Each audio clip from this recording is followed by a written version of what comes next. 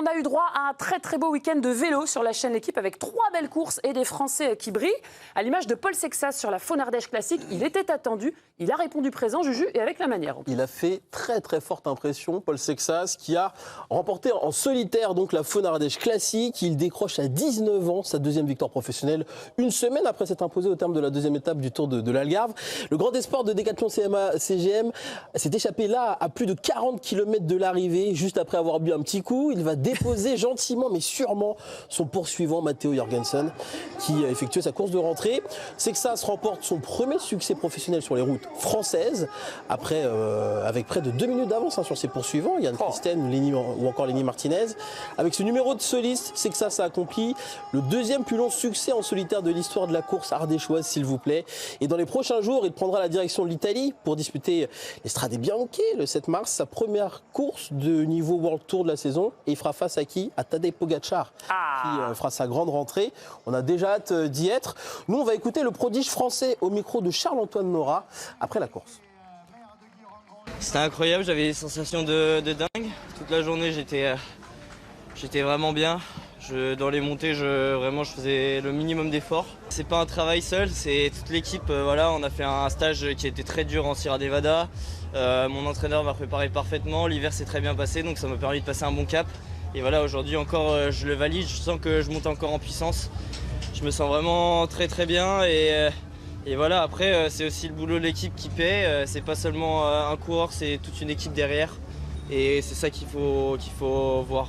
Et on rappelle, et on ne le répétera jamais assez, que ce jeune prodige n'a que 19 ans. Alors même si c'est dans les tuyaux, il n'a toujours pas annoncé s'il participerait ou non au Tour de France à son premier cette année. Est-ce qu'avec ce début de saison, c'est la preuve qu'il est prêt, enfin, pour participer au Tour de France? Juste avant de vous dire, on aura un expert cycliste quand même, mais j'aime bien avoir vos avis sur le sujet. J'ai l'impression que vous n'avez pas beaucoup roulé dans votre carrière. Je voyais 16h48, pub 17h03, je me dis qui va parler?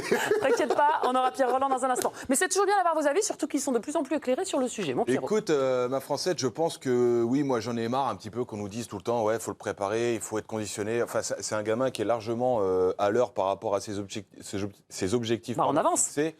Non, mais moi j'ai relu une interview qu'il avait donnée il y a quelques mois en disant, voilà, on va commencer avec le calendrier avec deux courses pour pouvoir faire monter la sauce. Il finit deuxième devant des coureurs qui sont censés être meilleurs que lui. Ayuso. Et en plus, là sur la Faune, il remporte le truc avec une aisance, mais enfin, il part à 40 km.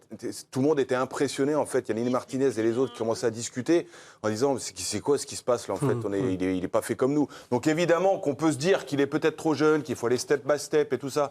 Il est ambitieux avec lui-même, il a des objectifs qui sont très élevés, il a envie de se frotter au meilleur et ça lui fait pas peur.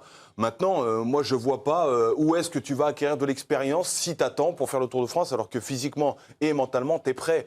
Enfin, quand tu mets la dragée comme ça à des coureurs qui ont l'habitude de le faire, voilà, t'as ta place. Après, évidemment, si tu le gagnes pas, c'est pas un échec. Faut arrêter d'avoir peur. Si tu le fais que quand tu le gagnes, t'es pas prêt de le faire. Quand on dit être prêt pour le Tour de France, on est d'accord que c'est y participer et y figurer. Et bien y figurer. Alors, on sait très bien que gagner aujourd'hui, c'est quasiment impossible au vu des monstres qu'il y a, mais c'est surtout, on espère ne bien y figurer. Donc, je sais pas, on verra avec Pierre Roland tout à l'heure, mais faire un top 10 ou peut-être un peu plus. Il t'a un doute?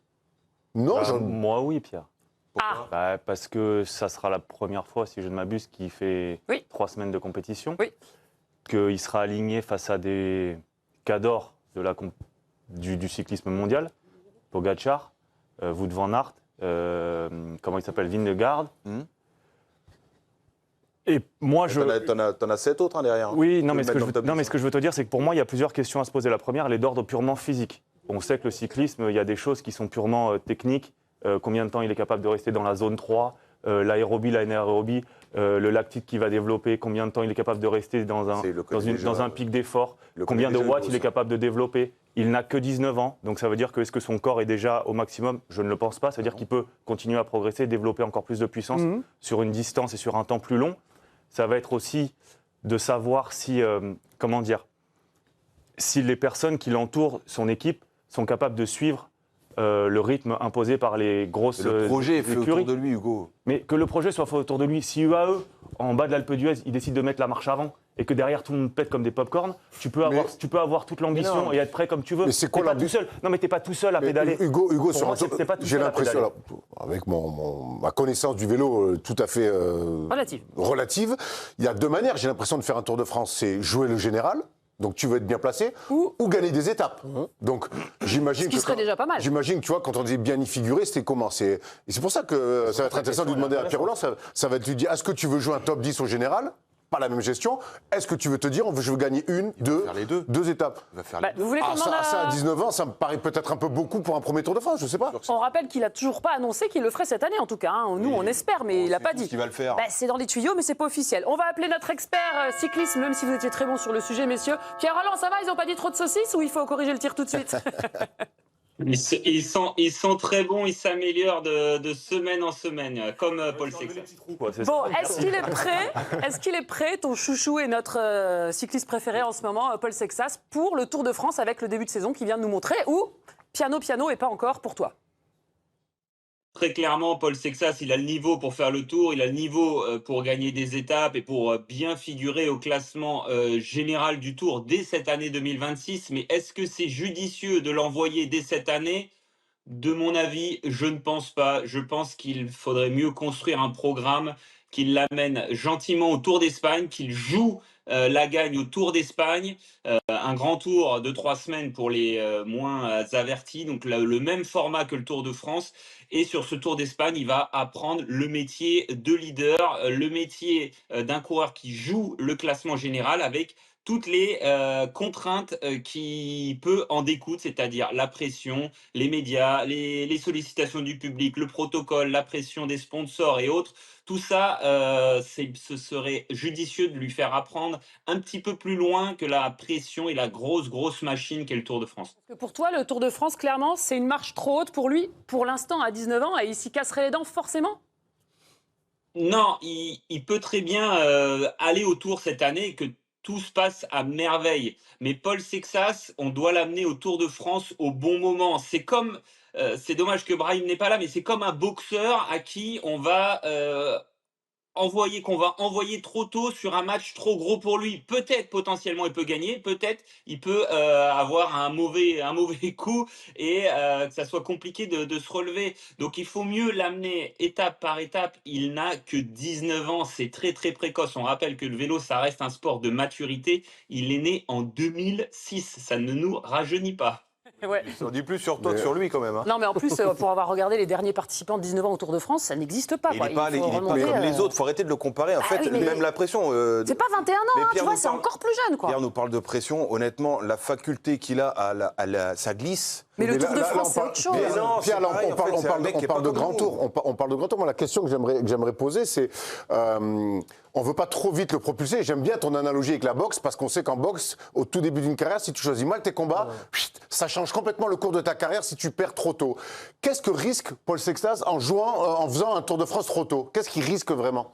Mais tout simplement, il risque, si ça se passe mal, mais il est, comme l'a dit Pierre, il est hors norme. Il est hors norme. Au jour d'aujourd'hui, à 19 ans, il est dans les 5 meilleurs coureurs du monde pour les courses à étapes, les courses montagneuses. Il y a Pogacar, Remco Evenepoel, il y en a un ou deux autres, mais il est déjà quasiment presque à leur hauteur.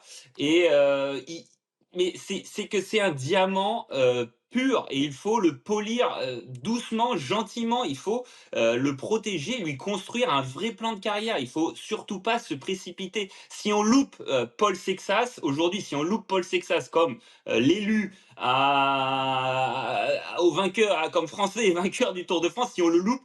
Mais le prochain, il est dans 30 ans. On ne peut pas louper Paul Sexas. C'est la raison pour laquelle il faut être très prudent avec lui et l'amener step by step. On ne perd pas de temps à aller jouer la gagne d'un grand tour comme le Tour d'Espagne en 2026 et d'aller en 2027 sur les routes du Tour de France de nouveau pour gagner et non pour apprendre. On ne va pas sur le Tour de France pour apprendre. On va sur le Tour de France quand on s'appelle Paul Sexas et qu'on a son talent. On va sur le Tour de France pour terminer au minimum sur le podium avec 2 étapes, le maillot de meilleur jeune et potentiellement encore un petit peu plus. C'est hyper important, là, j'apprends des trucs, bravo. Alors Paul Sexas, les copains et les copines, il fait tourner les têtes même en Europe. Regardez ce que dit la presse européenne après la performance du jeune Français. As, nouvelle idole, une véritable révélation. Ses limites, seul l'avenir nous le dira. Marca, une nouvelle ère, enfant prodige. Cycling News parle de la même énergie que Pogacar ou encore Newsblad, la presse belge, le nouveau prodige. Marc Madiot, lui aussi l'ex-manager général de Groupama FDJ chez nos confrères de RMC, nous dit « Je pense que c'est l'élu. Il sera pour la France le coureur attendu pour gagner le Tour. Pogacar est slovène, c'est quelque part un extraterrestre qui vient d'un autre monde. En cyclisme, on est ancré dans l'histoire avec les Italiens, les Belges, les Espagnols. Sexas est en cela le Messi. Il est attendu. » Pierre, les compliments, ils sont colossaux autour de Paul Sexas, l'élu, le Messi. Est-ce qu'il sait marcher sur l'eau aussi, Paul Sexas? On ne sait pas, on ne sait pas. En tout cas, on va voir ce week-end s'il s'est roulé dans le gravel au Strade Bianche. Mais oui, mais c'est justifié. Certes, on a l'impression de s'enflammer, mais c'est du jamais vu. Enfin, du moins en France.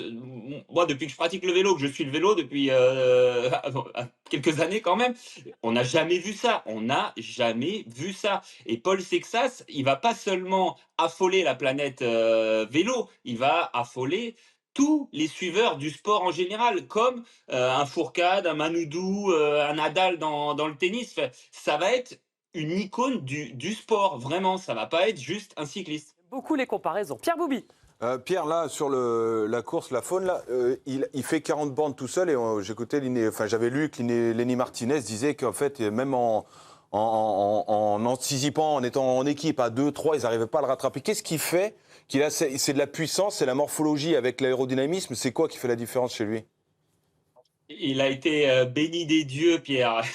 Il a été béni des dieux. Merci ses parents pour la génétique qu'ils lui ont donnée. Mais en fait, sa palette, elle est complète parce qu'on a vu les temps d'ascension de Saint-Romain-de-l'Air, qui a été le juge de paix des championnats d'Europe. Et il a fait le même temps d'ascension que Pogacar quand il a attaqué et qu'il a mis tout le monde à l'amende. Il a fait exactement le même temps dans des conditions un peu plus compliquées ce samedi parce que météo plus fraîche, température un petit peu moins bonne, donc forcément l'organisme fonctionne un petit peu moins bien que quand il fait 20-25 degrés, mais il a fait le même temps d'ascension. Mais écoutez bien, ce qui est intéressant, c'est qu'il a battu le record de la descente de cette même ascension. Il a battu devant un Matej Mohoric qui a gagné Milan-San Remo dans la descente du Poggio. C'est l'un des meilleurs, c'est le meilleur descendeur au jour d'aujourd'hui. Romain Bardet et autres, il a battu tout le monde dans la descente tout seul. Enfin, le gars a une palette complète. Et il y a quelques semaines au Tour d'Algarve, il termine 3e, 4e exactement d'un contre-la-montre de 20 km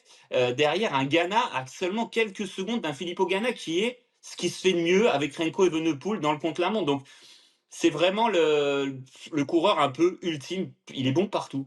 Val qui n'a pas aimé la comparaison avec Nadal quand même. Non, moi, on parle beaucoup de l'individu, Paul Sexas. Moi, je voudrais savoir dans quelle mesure son équipe est capable d'être la locomotive d'un grand tour. Parce que pour gagner le Tour de France, Pogacar, il a 10 mecs avec lui qui mènent le train, ou chez Visma avec Vingegaard. Et dans quelle mesure, parce que tout ce que vous dites, c'est vrai et vous avez raison. Mais pour gagner, il faudra qu'il ait 10 mecs avec lui qui soient capables de prendre le relais, d'être des poissons pilotes et de faire péter les autres aussi dans les grands cols. Est-ce qu'aujourd'hui, Decathlon AG2R La Mondiale est capable d'asséner des coups comme ça à UAE ou aux autres grosses formations? Eh ben exactement. Bon, il faut savoir que Decathlon a eu le renfort d'un gros sponsor cet hiver avec CMA CGM, donc ils sont arrivés avec beaucoup de budget. Et c'est aussi la raison pour laquelle c'est intéressant de l'envoyer sur la Vuelta et de construire le projet à partir de cette année et de ce Tour d'Espagne en fin de saison au mois de septembre. Comme ça, on construit une équipe à 100% autour de lui. On voit ce qui va pas, et on peut ajuster pour la saison prochaine et pour le Tour de France 2027. J'ai une dernière question, Pierre Rolland. Pourquoi est-ce qu'il n'annonce pas On a dit qu'on attendrait avril pour voir son état de forme, mais j'ai l'impression que ça rajoute du stress. Les médias lui posent tout le temps la question. Il serait soulagé, non, de l'annoncer une bonne fois pour toutes? J'y vais pas. Eh ben, on attend peut-être aussi de savoir comment va un certain Tadej Pogacar, France. Parce que si Tadej Pogacar, pour une raison quelconque, a une chute, ne va pas super bien en début d'année, là, les plans et les cartes peuvent être rabattus. Admettons qu'un Pogacar tombe à Paris-Roubaix et soit out pour le Tour de France, là, d'un seul, vous allez voir qu'il y a plein de coureurs qui n'étaient pas prévus sur le Tour de France qui vont directement emboîter le pas parce que c'est l'année ou jamais si Pogacar est moins bien. Très très bon à savoir, toujours extrêmement pertinent. Merci beaucoup Pierre Rolland, c'est toujours un plaisir de t'avoir avec nous et pour participer à cette émission. On a un vrai expert cyclisme, on serait quand même bête de s'en passer. Salut Pierrot, à la prochaine.